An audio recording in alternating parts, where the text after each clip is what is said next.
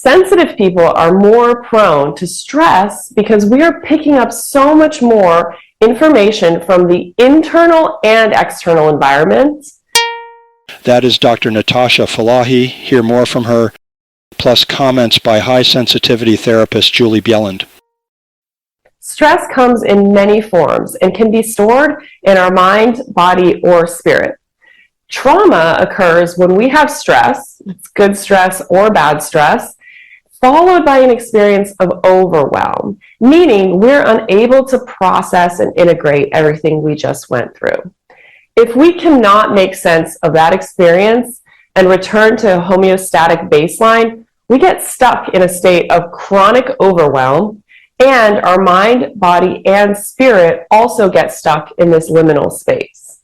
So if we're always releasing stress hormones and we're in sympathetic fight or flight, we're not allowing our body to switch into a parasympathetic rest, digest, and repair state. So healing can never really happen. Sensitive people are more prone to stress because we are picking up so much more information from the internal and external environment, which can easily lead to experiences of overwhelm and chronic post-traumatic stress.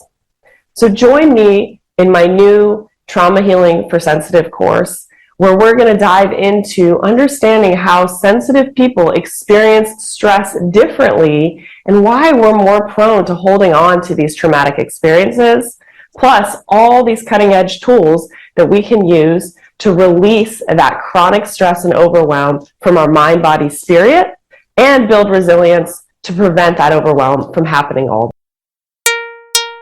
Julie Bjelland is a psychotherapist and author specializing in helping highly sensitive people. She finds sensory overload tends to be one of our biggest challenges as HSPs. She asks, do you know how sensory overload impacts you? Might be surprised that it's often the culprit of symptoms of emotional reactions, anxiety, irritability, sleep issues, exhaustion, and I want to add burnout. A lot of HSPs experience burnout, and even loss of productivity, creativity, and focus. Yes, Ashley says shopping fills my brain. Oh my goodness, I have a story for you about that. I recently went to a grocery store on the weekend, which is something I don't normally do or ever do because weekends are filled with people and a lot of sensory overload. And it was amazing. It was like the bright lights, the loud sound, the music was really loud. There were so many people in this store, and it was an instant feeling of sensory overload. Thanks for listening. See the Creative Mind post for this podcast episode with links to resources and other material.